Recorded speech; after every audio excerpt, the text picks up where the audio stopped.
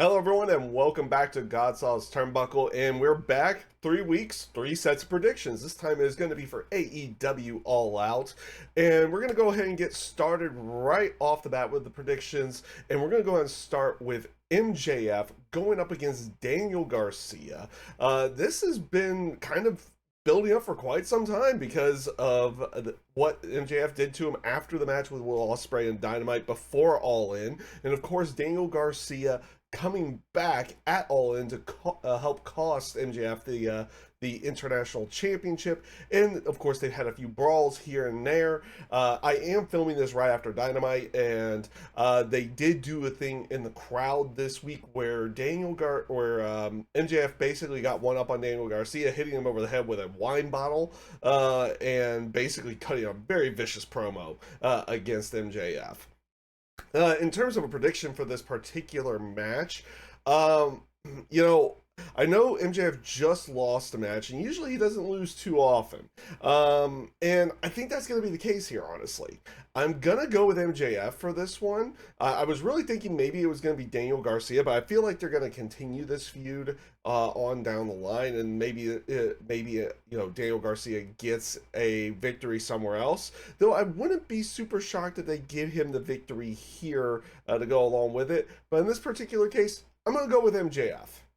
And up next, we have the CMLL Women's Championship match. It is also going to be a Chicago street fight. It's going to be Willow Nightingale going up against Chris Statlander. And of course, this has been building up for quite some time. We've had some one-on-one matches with Willow Nightingale and Chris Statlander through the Owen Hart tournament. And I believe there was one other match before the All In 0 Hour where they had the mixed tag with Willow Nightingale, Tomohiro Ishii, Stokely Hathaway, and Chris Statlander, which led to the street fight where Nightingale and Ishii won that match, and they made it a street fight. Honestly, in this particular case, this is one of those areas where it is an AEW person going up against an AEW person for another company's championship. I don't necessarily see Chris Statlander taking that title from Willow Nightingale. If she's going to lose that title in the near future, I imagine it will be to somebody in CMLL, probably at one of their shows to go along with it. But this is going to be a nice little thing to have in this particular feud between the two of them, and probably a good way of ending the feud as well, being in a street fight. And then maybe they go their separate paths for a little while. They could probably visit it again somewhere else down the line. But for this particular case, I'm going to go with Willow Nightingale. And up next is going to be for the AEW International Championship. It's going to be Will Ospreay going up against Pac. Now, it looked like this was potentially going to be the match going into All In to begin with, because Pac became the number one contender to the International Championship, and of course Will Ospreay had it. Then the whole MJF thing happened, and you had Will Ospreay versus MJF, and then Pac ended up teaming up with Wheeler Yuta and Claudio Castagnoli to go after the trios titles.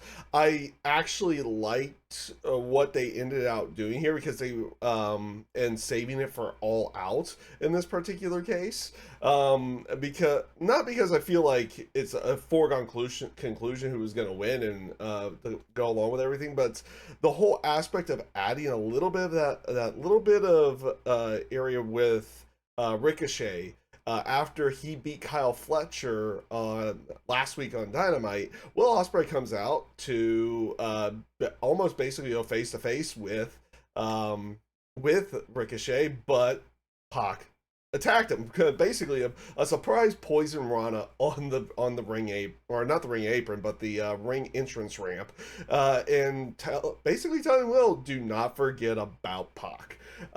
This is going to be a fun match. This is just going to be overall fun. And of course, it's a Will Ospreay match, so I always feel like they're going to be good matches to begin with.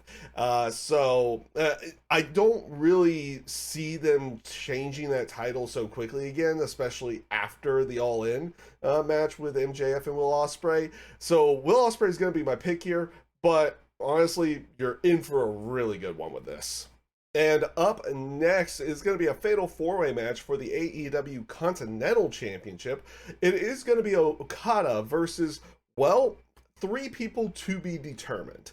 And this will actually be determined on Collision on the Friday night, basically the night before, in three separate matches. You're going to have Orange Cassidy going up against Brian Keith, Lance Archer going up against Mark Briscoe, and then you're also going to have Konosuke Takeshita going up against the Beast Mortos. In terms of who I feel like are going to win those and probably be in this match, I'm going to probably go with Orange Cassidy, Konosuke Takeshita, and probably Mark Briscoe, honestly. Though I could see them putting Lance Archer in this match as well, because they do have a little bit with Okada and Archer from New Japan as well, so you could play off of that a little bit too. But my thought process would probably be Mark Briscoe in this case. I said Konosuke Takeshita because you had the match with Kyle Fletcher and Okada this week on Dynamite, which ended with Okada winning with a low blow and a Rainmaker.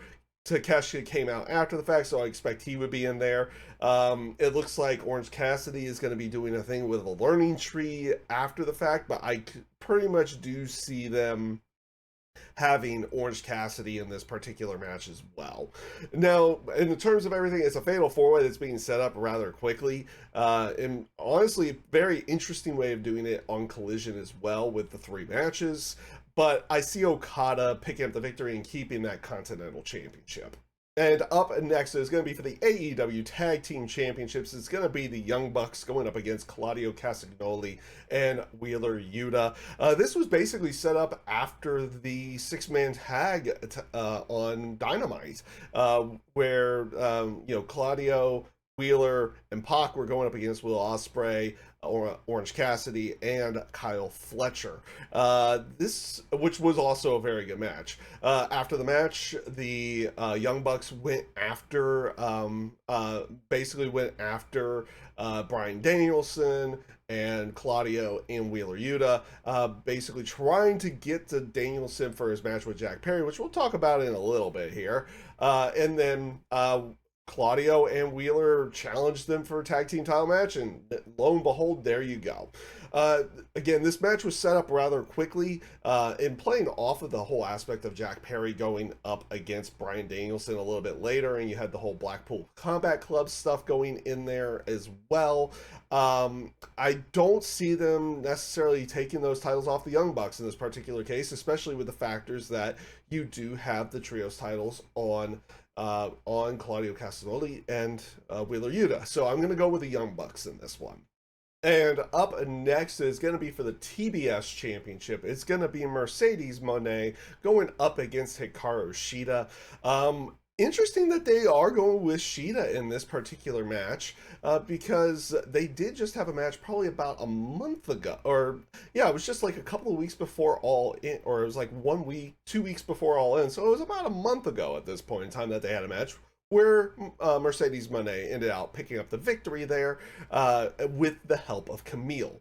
They did have a fatal four-way match on Collision to set up a number one contender. It ended up being Shida picking up the victory in that match as well. And then this week on Dynamite, you had a actual promo for Mercedes Moné. It gets interrupted by Shida. She's calling herself the ace of the women's division at this point in time, and they basically set it up to where Camille is not going to be at ringside for this match. She is basically barred from the ringside area and will not be involved. So they basically have set it up to be a one-on-one match. I wonder if they're going to do something else in this match, or we're going to see somebody else come in to help out Mercedes in this particular match. It'll be interesting to see what they decide to do with this one.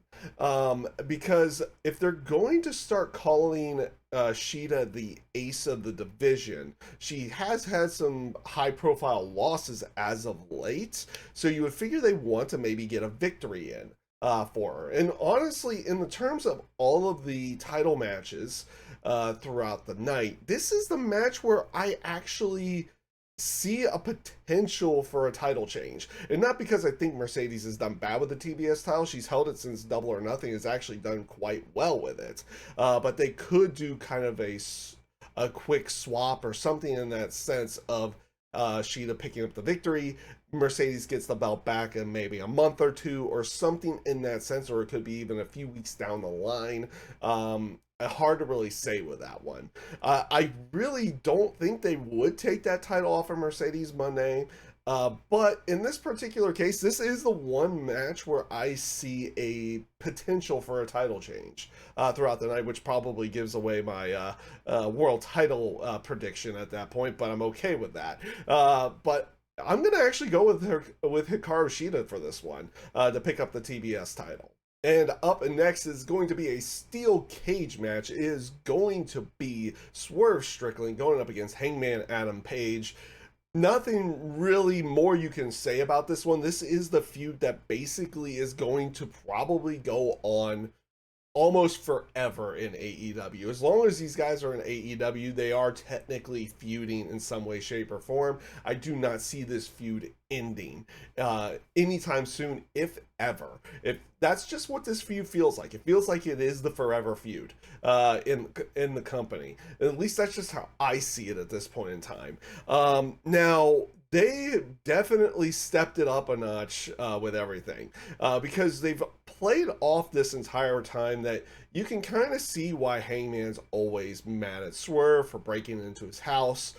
Everything he had technically done, even though Hangman has gone more towards the heel side where the crowd has favored Swerve. This week on Dynamite, they've taken that next level to the point of you can't say you fully get behind, you can fully see what Hangman is angry about because he basically took that step too far at this point. His area is to go for vengeance in any way, shape, or form. He's not like trying to do things technically the right way, even though he's going after the person the fans really like to go along with it. And that was because they played up a thing earlier in the show where Swerve bought his childhood home. Well, what did Hangman do at the end of the show before during the contract signing? He set that house ablaze. So he has taken that step way over the line in this point. Now, the area where you would see from before in their other matches where Swerve stepped over that line by breaking into Hangman's house, cutting the promo on his child, being right next to his child, everything in that sense. It played off of the factor that you were thinking that, okay, Hangman's probably going to get the victory there. He did not get the victory there. Again, this time Hangman is burning the childhood home of Swerve Strickland. The whole go home math thing would say that Swerve wins this. I don't think that's the case. This is, like I said, this feels like it is a forever feud inside of AEW, and Swerve has won 2 matches and had a draw in another. He has not lost to Hangman yet. And I think this is going to be that point in time where he does lose to Hangman. And they actually will have Hangman Adam Page go over in this one. So that's going to be my prediction on that. And main reason why, like I said before, the reason why I see that is because, again, I feel like this is just the forever feud. So you can't have one person dominate that feud at all times. So now Swerve has lost the world title. Now he's gonna take an L or 2 after the fact to build himself back up, going for that world title again, and also get more matches with Hangman Adam Page to go along with it as well. And up next, I'm not sure this is going to be the main event of the night. It could be actually the steel cage match, but this is going to be for the AEW World Championship. It is Bryan Danielson going up against Jack Perry. This has basically been set up as, Danielson set up an open challenge for All Out. He wants to defend the title. He's said his in-ring, or not his in-ring career, but his full-time in-ring career will be over with when he does lose the AEW championship.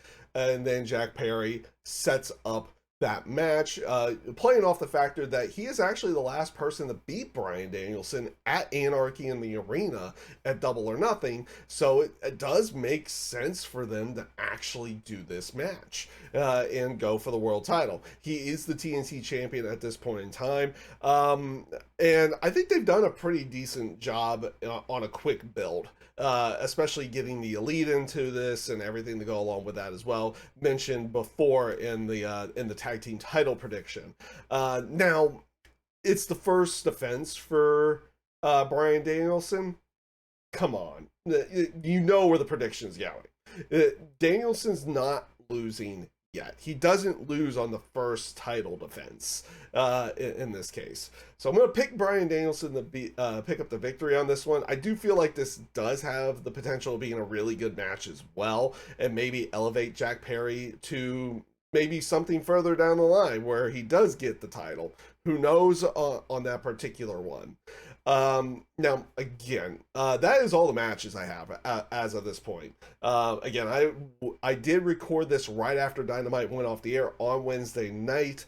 As of now, we had the 8 matches. I think they're all on the main card at this moment in time. I have not seen any 0-hour matches set up. I imagine those will happen as the next couple of days happen here, because the pay-per-view will be on Saturday. And yeah, if you ended up liking this video, feel free to like the video, subscribe to the channel, and go ahead and leave your own predictions down in the comments below. And with that being said, I hope you all take care, stay safe, stay healthy, and have a great rest of your day.